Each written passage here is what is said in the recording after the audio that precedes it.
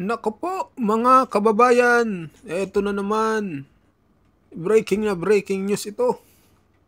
Si Kuya Ed na isang ex-marine, sumabog na naman mga kababayan at binanatan nga itong ah, statement ng AFP, no? Na nag-warning sa mga retired generals, retired marines o kung ano-ano man dyan basta sakop ng AFP na tatanggalan ng pension itong mga retiradong general. At ito nga si Kuya Ed ay hindi na nakapagtimpi, no? At talagang sumabog na rin at binanatan itong AFP. Sabi niya pa dito mga kababayan, pag ginawa daw nila ito na daw ang katapusan ng paglilingkod ninyo ng mga magnanakaw. Grabe matindi itong banat niya mga kababayan. Talagang nakakapangilabot ito. So panoorin na natin ito. So bago ang lahat mga kababayan, no? So naglabas nga din ng statement itong AFP na wala daw tatanggalan mga kababayan. Pag-uusapan din natin mamaya dahil mayroon tayong video patungkol dyan sa sinabi nila na tatanggalan nga ng pension tapos bigla nilang binawi na wala daw tatanggalan. So papanoorin natin mamaya. So ngayon panoorin muna natin tong statement ni Kuya Ed TV. So sa mga gusto mapanood yung kanyang mga vlog sa TikTok, Kuya Ed Vlog, Kuya Ed TV Vlog mga kababayan sa TikTok.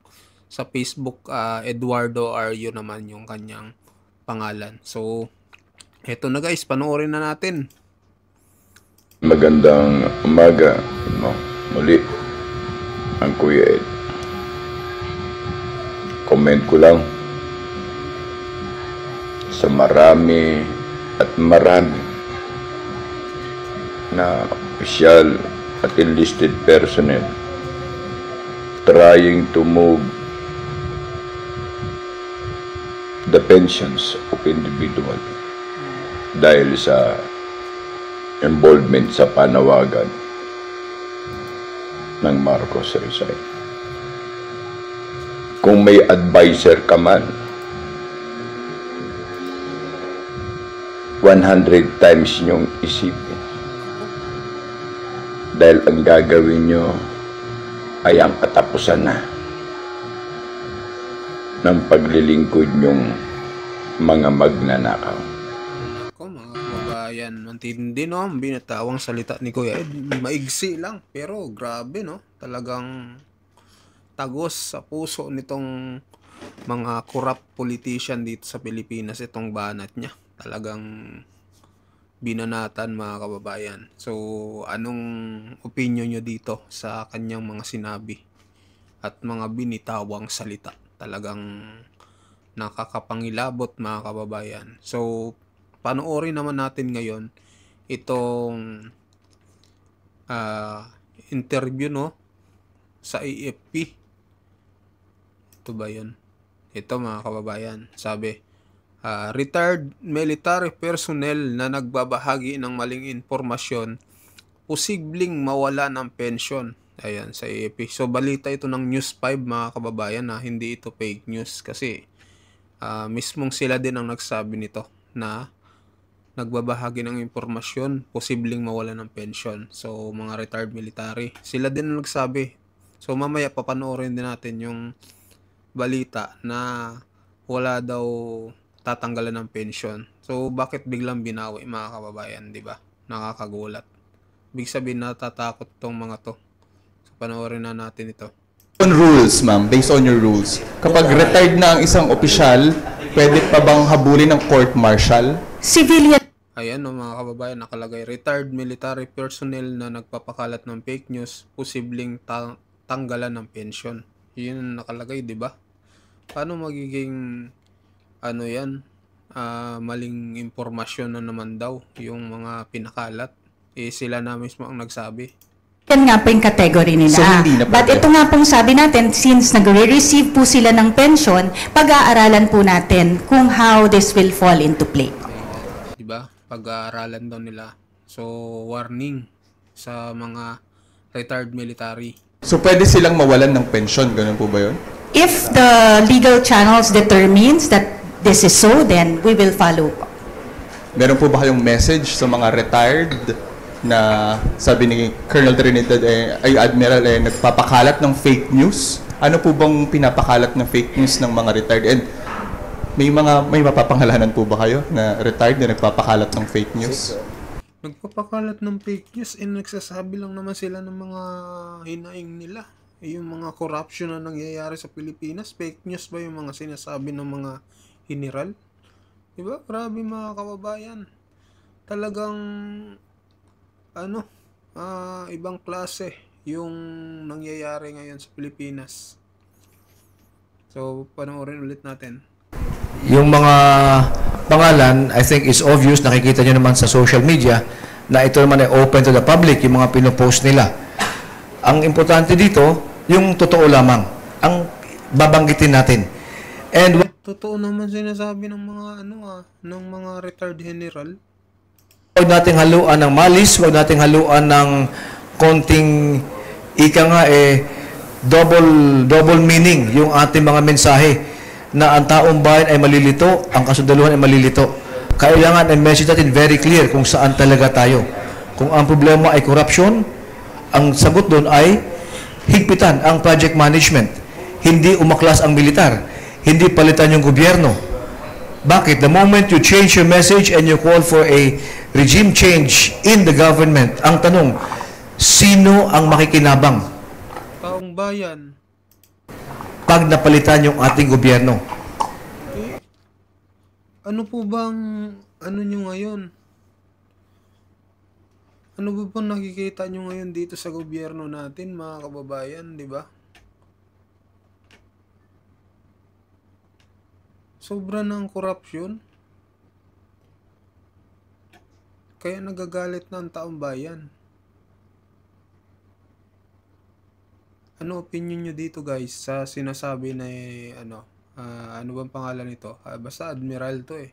Nalimutan ko ang pangalan nakalagay kanina. That yung sagot nyo is as good as mine. We don't have to look far.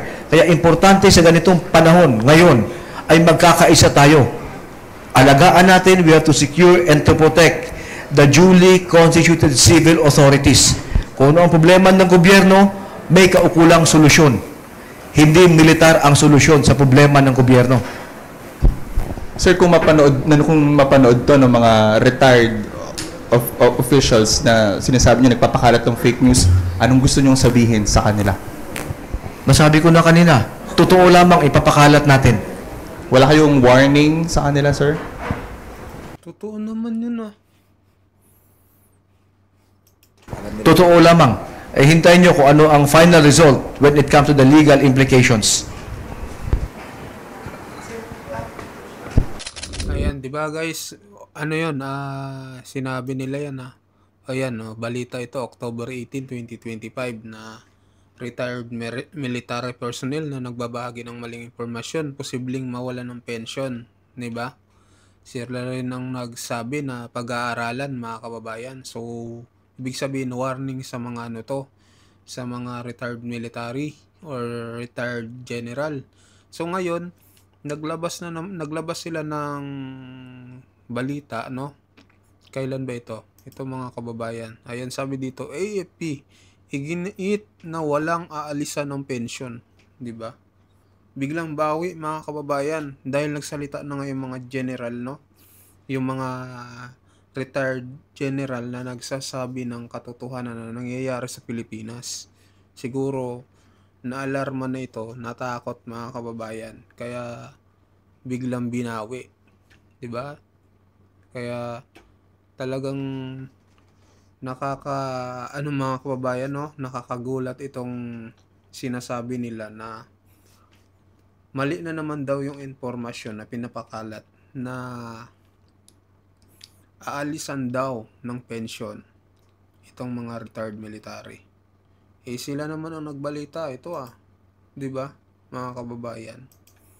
Tapos ngayon sasabihin nila wala daw aalisan ng pensyon.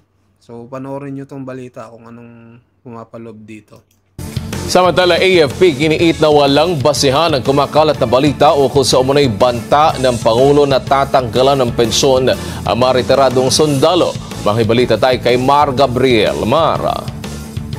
Mariing itinanggi ng Armed Forces of the Philippines ang kumakalat na impormasyon ukol sa umano'y banta ni Pangulong Ferdinand Marcos Jr. na aalisin ang pensyon ng mga sundalo na nagpapahayag ng pagkontra sa administrasyon. Ayon kay AFP spokesperson Colonel Francel Margaret Padilla, malisyoso at walang basihan ang nasabing balita dahil walang anumang pahiwatig ang Pangulo ukol dito. Katunayan, patuloy daw ang suporta ng Pangulo sa pagpapaganda ng benepisyo ng mga aktibo at retiradong sundalo. Nilinaw din ng AFP na hindi maaaring basta na lang tanggalin ang pensyon ng mga retiradong sundalo. Di ba mga kababayan? Biglang bumaho eh. Maaari lang daw itong mangyari kung isang retirado ay masisintensyahan sa kasong rebelyon, sedisyon at kudita laban sa gobyerno. Mahigpit daw na nirerespeto ng AFP ang due process at ang rule of law. Ang pensyon daw ay gantimpala sa mga sundalo na naglingkod at nagserbisyo ng tapat sa bayan. Gayunman, hindi raw ito dapat abusuhin at hindi lisensya para sa sinumang retirado para magpakalat ng maling impormasyon laban sa pamahalaan. Para sa mata ng Agila, Mar Gabriel, matatag, matapang, matapat. So ayun mga kababayan, di ba? So napanood nyo na. So sino ang nagsasabi ng totoo dito?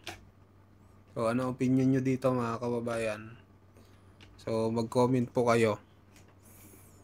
At talagang ibang klase nang nangyayari ngayon sa gobyerno natin. Ayan. So, yan yung mga comment ngayon. Pinaghirapan nilang pensyon, hindi ninakaw. Ayan. Mga sundalo ngayon, sobrang duwag, sobrang layo sa panahon nila Ariel Quirobin, sobrang tapang. Owan ko ba mga kababayan? Hindi pati nila pwedeng gawin yan kasi baka wala magka-interest pang pumasok sa military pag nagkaganon. Ayan. Ayan, sabi dito nakuryente na naman kayo. Wa nay ayo gobyerno ron nawong og kwarta iyahay lang pangawat. Ayan. Sabi pa dito, bakit nagpa-press con pa yung admiral ng Navy? Madami nakapanood niyan tapos sasabihin fake news. Kayo ang madalas mag-fake news. Diba mga kababayan? Kaya anong opinion nyo dito mga kababayan? Mag-comment po kayo, mag-like at mag-subscribe sa mga bagong pasok dyan. Maraming salamat po sa inyong lahat.